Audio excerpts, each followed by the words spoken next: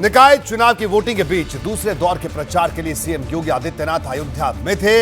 यहां उन्होंने अपने दौरे निकाय चुनाव के साथ ही 2024 के लोकसभा चुनाव का एजेंडा भी साफ कर दिया। उन्होंने विस्तार से अयोध्या के लिए किए गए सरकार के काम की फहरिस्त गिनाई, नई योजनाओं का जिक्र किया और इसके साथ ही विरोधियों को इशारों में रामद्रोही भी करार दिया।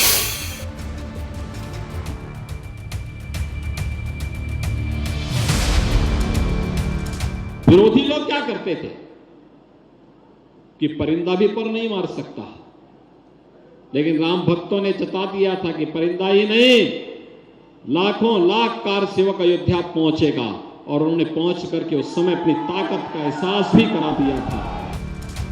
अयोध्या की जमीन से सीएम योगी की ये हुंकार बताने को काफी है कि दूसरे दौर के निकाय चुनाव और अगले साल होने वाले लोकसभा चुनाव के फाइनल राउंड में राम मंदिर का मुद्दा कितना बड़ा होने वाला है।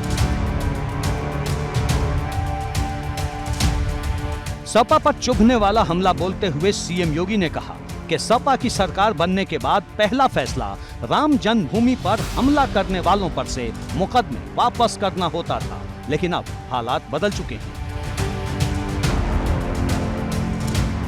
जब समाजवादी पार्टी की सरकार बनी थी 2012 में, समाजवादी पार्टी की सरकार ने पहला फैसला क्या किया था? राम जन्मभूमि पर हमला करने वाले आतंकवादियों के मुकदमों को वापस लेने का कुत्सित प्रयास किया था।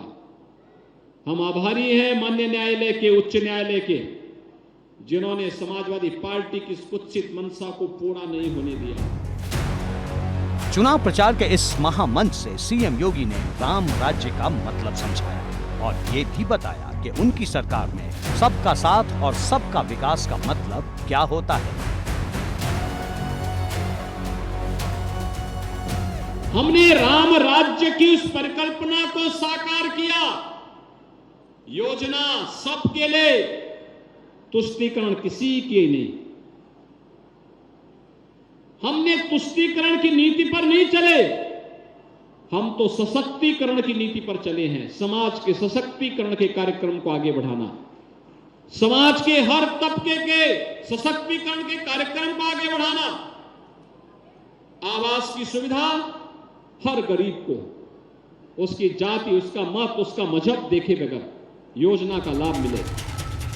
अयोध्या में 11 मई को दूसरे चरण में निकाय चुनाव के लिए मतदान होना है और यहाँ विरोधियों पर तूफानी हमले बोलकर सीएम योगी ने अपना चुनावी संदेश साफ कर दिया है। सीएम योगी ने गुरुवार को 4 सभाएं की। उन्होंने सिद्धार्थनगर, बस्ती, सुल्तानपुर और अयोध्या में प्रचार किया।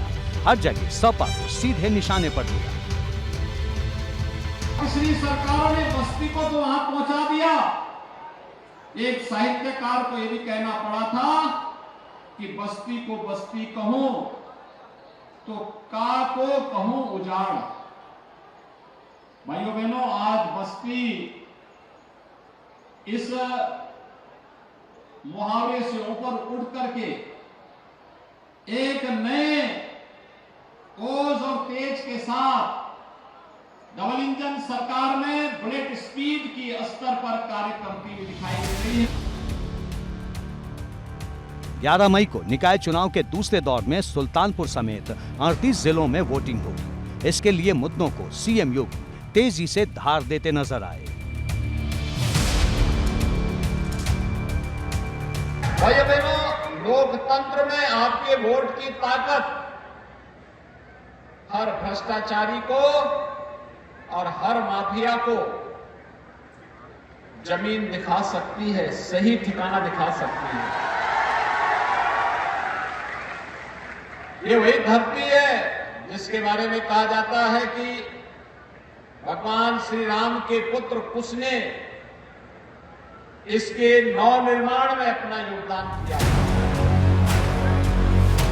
साफ है कि पहले दौर की वोटिंग के बीच में ही दूसरे चरण का एजेंडा तय हो चुका है और अब धीरे धीरे आर पार का ये हमला माहौल को और भी गरमाने वाला है। एबीपी गंगा के लिए ब्यूरो रिपोर्ट।